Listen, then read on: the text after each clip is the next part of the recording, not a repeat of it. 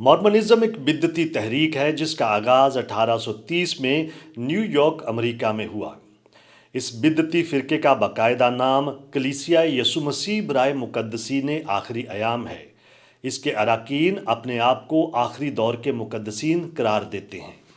اس بدعتی فرقے کے بانی کا نام جوزف سمتھ جونیئر ہے، جو مارمنزم کا نبی بھی کہلاتا ہے اور اس کا پہلا صدر بھی تھا۔ جوزف سمتھ 23 دسمبر 1805 کو امریکہ کی ریاست ورمونٹ کے ضلع ونڈسور کے علاقے شارون میں پیدا ہوا۔ 1830 میں مارمنزم کے آغاز کے موقع پر اس نے دعویٰ کیا کہ جب وہ 14 سال کا تھا تو وہ مسیحیت کے اندر پائے جانے والے مختلف فرقوں اور ان کی مذہبی مقابلہ بازی سے پریشان تھا۔ وہ سمجھ نہیں پا رہا تھا کہ سب سے درست فرقہ کون سا ہے، اور اس سوال کا جواب جاننے کے لیے وہ اکثر بائبل مقدس کا مطالعہ کیا کرتا تھا۔ ایک روز وہ یعقوب کے خط کے پہلے باب کی 5 آیت پر اٹک کر رہ گیا۔ اس آیت میں مرقوم تھا کہ اگر تم میں سے کسی میں حکمت کی کمی ہو تو خدا سے مانگے، جو بغیر ملامت کیے سب کو فیاضی کے ساتھ دیتا ہے، اس کو دی جائے گی۔ پس جوزف سمتھ نے اپنے سوال کے متعلق خدا سے حکمت اور رہنمائی مانگنے کا ارادہ کیا۔ اس کے بیان کے مطابق 1820 کے موسم بہار کی ایک صبح وہ اپنے گھر کے قریب درختوں کے ایک جھنڈ میں دعا کر رہا تھا کہ خدا باپ اور خداوند یسوع اس پر ظاہر ہوئے۔ جوزف سمتھ نے خدا سے پوچھا کہ سب سے درست کلیسیا کون سی ہے اور اسے کس میں شامل ہونا چاہیے۔ وہ کہتا ہے کہ اسے خداوند یسوع مسیح نے بتایا کہ سب کی سب کلیسیائیں غلط ہیں، ان کی تعلیمات جھوٹی اور مکروہ ہیں، اور ان کے سب رہنما بدعتوار ہیں۔ جوزف سمتھ کی پہلی رویا کے مطابق اسے خدا کی طرف سے کسی بھی کلیسیا میں شامل ہونے سے منع کر دیا گیا۔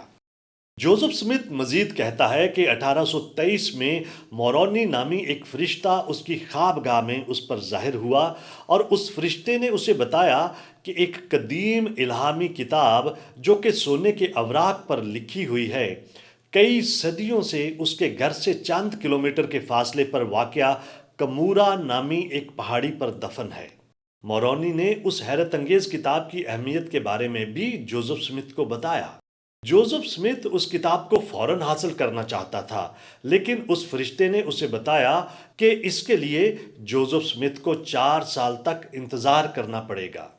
اگرچہ جوزف سمتھ خدا اور اس کے فرشتوں کے ساتھ روبرو ملاقاتوں کا دعویٰ کرتا ہے، لیکن اس کی زندگی کے متعلق حقائق اس کی اس کہانی کا ساتھ نہیں دیتے۔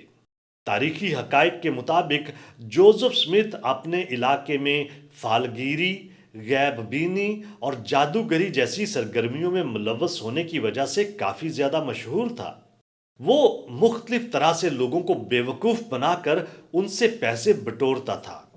1826 میں اپنی انہی سرگرمیوں کے ذریعے لوگوں کو دھوکہ دینے کی بدولت اسے گرفتار بھی کیا گیا۔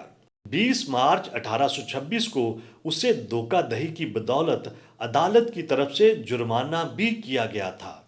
جوزف سمتھ اپنی زندگی میں راتوں رات دولت، طاقت، عزت اور شہرت پانا چاہتا تھا۔ اس نے زمین میں پوشیدہ خزانوں کی تلاش کا کام شروع کر دیا۔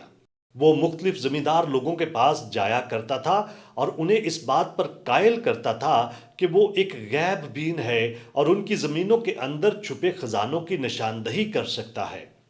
وہ زمیندار لوگوں کو زمینوں پر کھدائی کے کام کے لیے پیسہ خرچ کرنے کو کہتا اور اس طرح لوگوں کو بیوقوف بنا کر ان سے روپیہ پیسہ بٹورتا رہتا تھا، لیکن اپنی ہر طرح کی کوششوں کے باوجود اس کے ہاتھ کبھی کوئی خزانہ نہیں لگا تھا۔ 1827 میں وہ کسی شخص کی زمینوں پر خزانے کی تلاش کا کام کر رہا تھا، اور اپنے کام کے دوران اس نے زمیندار کے رشتہ داروں کے ہاں قیام کیا ہوا تھا۔ اس گھر میں ایما ہیل نامی ایک لڑکی سے اسے عشق ہو گیا۔ لڑکی کا باپ جوزف سمتھ کے عجیب پیشے اور دھوکہ دہی کی عادت کی بدولت اپنی بیٹی کا ہاتھ اس کے ہاتھ میں دینے پر راضی نہ ہوا، لہٰذا جوزف سمتھ اس لڑکی کو گھر سے بھگا کر لے گیا اور اس سے شادی کر لی۔ اس نے بعد میں یہ دعویٰ کیا کہ 1827 کو ہی مورونی فرشتے نے سونے کے اوراق پر لکھی ہوئی کتاب اس کے سپرد کی اور اسے ہدایت کی کہ وہ اس کا ترجمہ اصلاحی مصری زبان سے انگریزی زبان میں کرے۔ لسانیات کا کوئی عالم اصلاحی مصری زبان کے وجود کے بارے میں نہیں جانتا۔ در حقیقت یہ زبان بھی جوزف سمتھ کے تخیلات کی ہی پیداوار تھی۔ بہرحال وہ کہتا ہے کہ اس نے 3 سال تک دن رات محنت کی اور اس کتاب کا ترجمہ مکمل کیا۔ اگرچہ مورمنزم کی طرف سے جاری کردہ تصاویر میں جوزف سمتھ کو سنجیدگی سے کتاب کا مطالعہ اور ترجمہ کرتے ہوئے دکھایا جاتا ہے، لیکن ان کی اپنی ہی تاریخ کے مطابق جوزف سمتھ نے کتاب کا ترجمہ بھی مافوق الفطرت طریقے سے ہی کیا تھا۔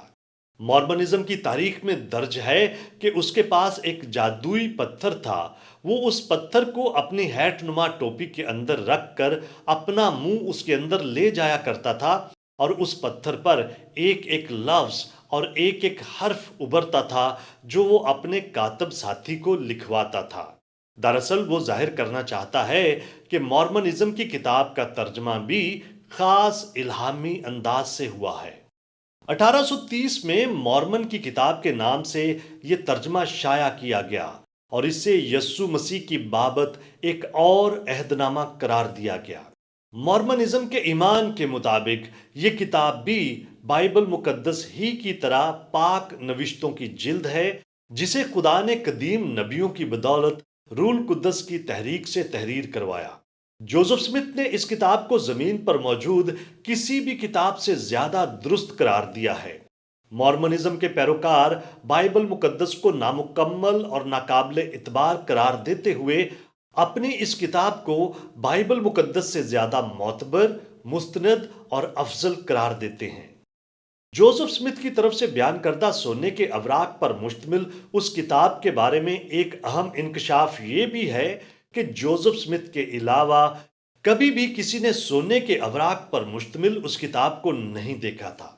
جوزف اسے کپڑے میں لپیٹ کر رکھتا تھا اور یہاں تک کہ اس کی بیوی ایما ہیل نے بھی ان اوراق کی شکل تک نہیں دیکھی تھی۔ جوزف سمتھ نے اپنے چند ساتھیوں کو ان اوراق اور مورمن کی کتاب کی سچائی کے بارے میں گواہی دینے کے لیے تیار کیا۔ پس دیکھا جا سکتا ہے کہ مورمن کی کتاب کے آغاز میں 3 گواہوں اور پھر 8 گواہوں کی شہادتیں پیش کی گئی ہیں۔ ان گواہوں کی فہرست میں زیادہ تر لوگ جوزف سمتھ کے اپنے خاندان اور اس کے ایک دوست کے خاندان کے افراد ہیں۔ ان کی گواہیوں سے بھی یہ بات واضح نہیں ہوتی کہ انہوں نے واقعی ہی ان سونے کے اوراق کو دیکھا تھا۔ ان گواہوں میں سے چند ایک تو بعد میں جوزف سمتھ اور اس کے خود ساختہ مذہب سے منحرف بھی ہو گئے اور انہوں نے باقاعدہ طور پر جوزف سمتھ کے خلاف مہم بھی چلائی تھی۔ یہ گواہ تو دور کی بات، اس کتاب کا ترجمہ کرنے میں جوزف سمتھ کی مدد کرنے والے کاتب تک نے ان اوراق کو کبھی نہیں دیکھا تھا۔ مورمنزم کی طرف سے جاری کردہ تصاویر میں دکھایا جاتا ہے کہ جوزف سمتھ اپنے کاتب کے ساتھ بیٹھ کر بڑے ہی انہماک کے ساتھ مورمن کی کتاب کا ترجمہ انگریزی زبان میں کر رہا ہوتا ہے، جبکہ حقیقت یہ ہے کہ جب وہ اس کا ترجمہ کیا کرتے تھے تو ان کے درمیان ایک پردہ ہوا کرتا تھا۔ جوزف سمتھ پردے کی ایک طرف بیٹھتا اور اس کا کاتب پردے کی دوسری طرف بیٹھتا تھا۔ یہ سب باتیں مورمنزم کے خود ساختہ اور جھوٹا مذہب ہونے کی دلیل ہیں۔ جوزف سمتھ اور اس کے کچھ ساتھیوں نے ایلیا نبی اور پرانے عہد نامے کی شخصیات سے ملاقاتوں کے بارے میں بھی دعوے کرنا شروع کر دیے۔ جوزف سمتھ نے دعویٰ کیا کہ اسے پطرس، یعقوب اور یوحنا نے ابدی کہانت کے لیے مسا کیا تھا۔ پھر اس نے چند توہم پرست با اثر لوگوں کو اپنے ساتھ ملا لیا اور لوگوں کے سامنے اپنے نظریات کا پرچار کرنے لگا۔ اس نے لوگوں کو بتانا شروع کیا کہ کلیسیا مکمل طور پر برگشتہ ہو چکی ہے اور آخری ایام میں خدا نے کلیسیا کی بحالی کے لیے اسے یعنی جوزف سمتھ کو نبی بنا کر بھیجا ہے۔ کئی لوگوں نے اس کی پیروی کرنا شروع کر دی اور آہستہ آہستہ اس کا یہ نیا مذہب منظم اور مستحکم ہوتا چلا گیا۔ جوزف سمتھ نے بائبل مقدس کے علاوہ اپنی طرف سے پیش کردہ 3 اور کتابوں کو بھی الہامی قرار دیا اور اب مورمن چرچ کہلانے والی اس بدعتی کلیسیا کا کلام 4 کتابوں یعنی بائبل مقدس، بالخصوص کنگ جیمز ورژن، مارمن کی کتاب، تعلیم اور عہد اور بیش قیمت موتی کے ساتھ مل کر مکمل ہوتا ہے۔ اس کے علاوہ ان کا ایمان ہے کہ ان کی کلیسیا کے موجودہ نبی جو بات بھی کرتے ہیں وہ خدا کا الہامی کلام ہے اور بائبل مقدس سے کسی طور پر کم نہیں ہے۔ جب جوزف سمتھ کا نیا مذہب چل پڑا اور کئی لوگ اس کی پیروی کرنے لگے تو وہ عورتوں میں غیر معمولی دلچسپی لینے لگا۔ اس نے اپنے پیروکاروں کی بیویوں کے ساتھ خفیہ شادیاں کرنا شروع کر دیں۔ اس کی بیویوں میں کم عمر لڑکیوں کی ایک بڑی تعداد تھی۔ کئی بار اس نے ایک دن میں دو دو شادیاں بھی کیں۔ اس نے کئی بار سگی بہنوں سے شادیاں کیں اور ایک بار تو اس نے ماں اور بیٹی دونوں سے ہی شادی کی۔ مورمنزم کے اپنے ذرائع کے مطابق ایما ہیل کے علاوہ اس کی 27 بیویاں تھیں۔ کچھ دیگر ذرائع بتاتے ہیں کہ اس کی 34 بیویاں تھیں۔ ویکیپیڈیا کی تحقیق کے مطابق اس کی 49 بیویاں تھیں جن کے بارے میں انٹرنیٹ سے بآسانی معلوم کیا جا سکتا ہے۔ مورمن کی کتاب کے اندر موجود ایک اور کتاب بعنوان یعقوب کی کتاب کے اندر اس کے 2 باب کی 23 اور 24 آیات میں بیان کیا گیا ہے کہ کئی لوگ داؤد اور سلیمان بادشاہ کی شادیوں کو بنیاد بنا کر زیادہ شادیاں کرتے ہیں، جبکہ خدا کی نظر میں ایسا کام مکروہ ہے۔ اور اسی باب کی 27 اور 28 آیات میں لکھا ہے کہ خدا صرف ایک شادی کا حکم دیتا ہے، وہ حرام کاری کو سخت ناپسند کرتا ہے۔ جوزف سمتھ کی اس قدر زیادہ شادیاں کرنے سے تو یہی نتیجہ نکلتا ہے کہ جس کتاب کو وہ اس زمین پر موجود درست ترین کتاب تسلیم کرتا تھا اور جو اس نے اپنے پیروکاروں کی ہدایت کے لیے انہیں پیش کی تھی، اس کتاب کو تو وہ خود بھی نہیں مانتا تھا۔ شہوت کے ساتھ ساتھ جوزف سمتھ طاقت کی ہوس کا شکار بھی ہو گیا۔ اس نے ایلینوائز ریاست کے اندر کئی ہزار جنگجو فوجیوں پر مشتمل اپنی ذاتی فوج بنا لی جو کہ امریکہ کی مرکزی حکومت کے ماتحت نہ تھی۔ جوزف سمتھ خود اس فوج کا لیفٹیننٹ جنرل بن گیا۔ اس نے اپنی اس فوج کا نام اپنے آباد کردہ شہر کے نام پر نیوو لیجن رکھا۔ جوزف سمتھ نے اپنے نام کے ساتھ مورمنزم کا نبی یا صدر لکھنے کی بجائے لیفٹیننٹ جنرل لکھنا شروع کر دیا۔ 29 جنوری 1844 کو اس نے اپنے خاص ساتھیوں کے ساتھ ایک مخصوص میٹنگ کی جس میں طے پایا کہ جوزف سمتھ امریکہ کے صدارتی انتخاب میں حصہ لے گا، اور وہ پر یقین تھے کہ وہ امریکہ کا صدر بھی بن جائے گا۔ جوزف سمتھ اپنی فوجی قوت کی بدولت ارد گرد کے تمام علاقوں میں اپنے رعب اور دبدبے کی وجہ سے گھمنڈ اور تکبر سے بھر گیا۔ بہت سارے لوگ اس کی ہوس اور مظالم کا شکار تھے، لیکن کوئی اس کے خلاف آواز اٹھانے کی جرت نہیں کرتا تھا۔ ایسے میں جوزف سمتھ کے کچھ پرانے ساتھیوں نے جو اس کی حقیقت کو جان چکے تھے اس کے جھوٹ کا پول کھولنے کا ارادہ کیا۔ بس انہوں نے نیوو ایکسپوزیٹر کے نام سے ایک اخباری عشائت خانہ کھولا۔ 7 جون 1844 کو انہوں نے اپنی پہلی اخبار شائع کی جس میں انہوں نے جوزف سمتھ کی تمام سیاہ کاریوں کی خبر شائع کی۔ جوزف سمتھ کے نزدیک ایسی حرکت کسی صورت بھی قابل معافی نہ تھی۔ اس نے اپنے فوجی دستوں کو حکم دیا کہ اس اخباری عشائت خانے کو تباہ کر دیں۔ اس کے حکم کی تعمیل کی گئی اور نیوو ایکسپوزیٹر عشائت خانے کو 10 جون 1844 کو جلا کر تباہ کر دیا گیا۔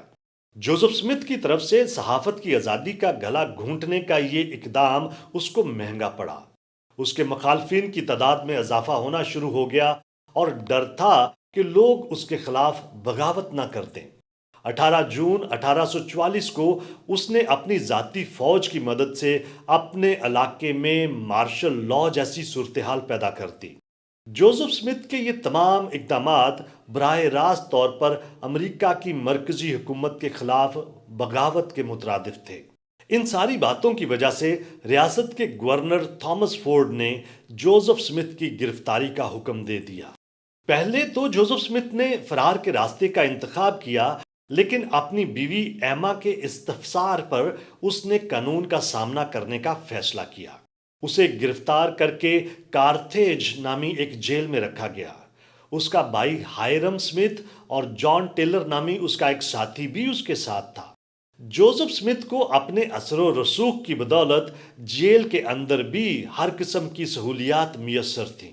اسے جیل کے اندر شراب بہم پہنچائی جاتی تھی اور جیل کے اندر اپنے دفاع کے لیے اس نے اسلحہ بھی رکھا ہوا تھا۔ 27 جون 1844 کو 200 کے قریب مسلح لوگوں کے ایک ہجوم نے کارتھیج جیل پر حملہ کر دیا۔ یہ جوزف سمتھ کے مخالفین تھے جو اس کے مظالم کی بدولت سخت پریشان تھے۔ لوگوں نے چاروں طرف سے جیل کو گھیرے میں لے لیا اور جوزف سمتھ تک پہنچنے کی کوشش کرنے لگے۔ جوزف سمتھ نے اپنے بچاؤ کے لیے حملہ آوروں پر گولیاں چلا دیں، جن کی بدولت 2 حملہ آور ہلاک ہو گئے۔ جواب میں حملہ آوروں نے بھی گولیاں چلائیں، جن میں سے ایک گولی جوزف سمتھ کے بھائی ہائرم کی آنکھ میں لگی اور وہ موقع پر ہی ہلاک ہو گیا۔ صورتحال کو بگڑتا دیکھ کر جوزف سمتھ نے جیل کی دوسری منزل سے کھڑکی میں سے چھلانگ لگا کر جان بچانے کی کوشش کی۔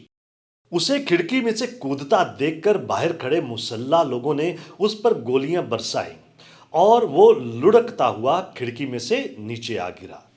لوگوں نے پھر اس کے نیم مردہ جسم کو کھینچ کر قریبی کنویں کی منڈیر کے ساتھ سہارا دے کر بٹھا دیا اور ایک بار پھر اس پر گولیاں برسا دیں۔ کارتھیج جیل آج بھی موجود ہے اور مورمن چرچ کی ملکیت ہے۔ مورمن اسے کوہ کلوری کے درجے کا مقام قرار دیتے ہیں اور کہتے ہیں کہ اس مقام پر جوزف سمتھ اور اس کے بھائی ہائرم نے حق کی خاطر اپنی جانوں کا نذرانہ پیش کیا۔ جیل کے باہر جوزف سمتھ اور اس کے بھائی کے قد آور مجسمے نصب ہیں۔ ان دنوں کچھ لوگوں کا دعویٰ ہے کہ جوزف سمتھ چونکہ امریکہ کے صدارتی انتخاب میں حصہ لینے کی تیاری کر رہا تھا، اس وجہ سے اس کے سیاسی دشمنوں نے اس کو قتل کروا دیا۔ بس وہ جوزف سمتھ کی اس طرح کی موت کو سیاسی انتقام قرار دیتے ہیں۔ جوزف سمتھ کی موت کے بعد اس کے پیروکاروں میں کرسی کی جنگ چھڑ گئی۔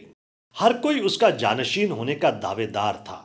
اس کی قائم کردہ نام نہاد کلیسیا بہت سے گروہوں میں بٹ گئی اور ہر گروہ یہی دعویٰ کرتا ہے کہ اصل اور سب سے درست مورمن کلیسیا وہی ہے۔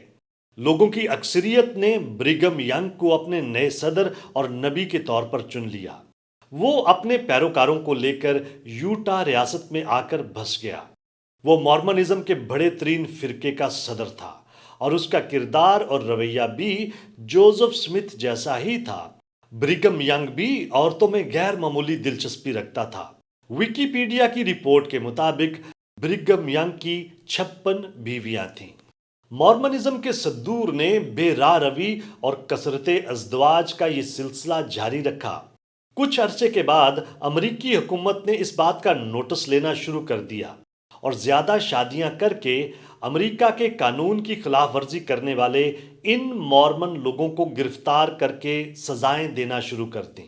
حکومتی دباؤ کی بدولت 1890 میں مورمنزم کے چوتھے صدر ولفورڈ ووڈرف نے کثرت ازدواج کا یہ سلسلہ بند کیا اور تعلیم دی کہ مورمنزم کے پیروکار مرنے کے بعد اپنی ابدی زندگی میں جتنی چاہیں شادیاں کر سکیں گے۔ بائبلی تعلیمات کی روشنی میں دیکھا جائے تو یہ عقیدہ سراسر خداوند یسوع مسیح کی اس تعلیم کے خلاف ہے جس میں اس نے یہ بتایا تھا کہ آسمان پر شادی بیاہ جیسی کوئی چیز نہ ہوگی۔ مورمنزم کے اس بڑے ترین فرقے کے اب تک 16 صدور گزر چکے ہیں جو اس کلیسیا کے نبی بھی کہلاتے ہیں، اور ابھی 17واں صدر اور نبی رسل ایم نیلسن ہے جس نے 14 جنوری 2018 کو صدارت کا عہدہ سنبھالا تھا۔ مورمنزم کا ایک بڑا فرقہ فنڈامنٹلسٹ لیٹر ڈے سینٹ کہلاتا ہے۔ اس فرقے کے صدر اور نبی کا نام وارن جیفس ہے۔ یہ شخص امریکی تحقیقاتی ادارے FBI کو انتہائی مطلوب 10 لوگوں کی فہرست میں شامل تھا۔ اس شخص نے 78 شادیاں کر رکھی ہیں اور اس کی 24 بیویاں شادی کے وقت 17 سال کی عمر سے کم تھیں۔ کچھ ریکارڈز کے مطابق تو اس کی 85 بیویاں ہیں۔ امریکی پولیس 2006 میں اسے گرفتار کرنے میں کامیاب ہو گئی اور ابھی یہ کم عمر لڑکیوں سے شادیاں، زنا بالجبر اور دیگر کئی مقدمات کی بدولت عمر قید بھگت رہا ہے۔ اس کی شخصیت پر وارن جیفس پروفٹ آف ایول کے نام سے ایک ویڈیو ڈاکومنٹری بھی بنائی جا چکی ہے۔ حقیقت میں وارن جیف ہی جوزف سمتھ کا صحیح پیروکار ہے، کیونکہ اس کا طرز زندگی اپنے قائد جوزف سمتھ جیسا ہی ہے۔ بین الاقوامی تجزیے کے مطابق مورمنزم انتہائی تیزی کے ساتھ پھیل رہا ہے۔ پوری دنیا سے بے شمار نوجوان لڑکے اور لڑکیاں اس میں شامل ہو رہے ہیں۔ انہیں ابتدائی طور پر اس بدعت کی تاریخ اور اصلیت کے بارے میں بالکل کچھ بھی معلوم نہیں ہوتا، اور مورمنزم کے پیروکار اس خوبصورتی کے ساتھ اس مذہب کی نمائندگی اور نمائش کرتے ہیں کہ بہت سارے لوگ بغیر سوچے سمجھے اس میں شامل ہو جاتے ہیں۔ بے شمار نوجوانوں کو ان کے دوست بدعت میں لے جاتے ہیں اور وہ ابلیس کے جھکڑ بند میں پھنس کر اپنی ہلاکت کا سامان کرتے ہیں۔ ان کو ایسی تربیت دی جاتی ہے کہ وہ مورمنزم کی حقیقت کو جاننے کے لیے اپنے حواس کو استعمال کرنے سے مکمل طور پر انکار کر دیتے ہیں۔ وہ سارے حقائق کے باوجود مورمنزم کی پیروی کو چھوڑنے سے بھی انکار کر دیتے ہیں۔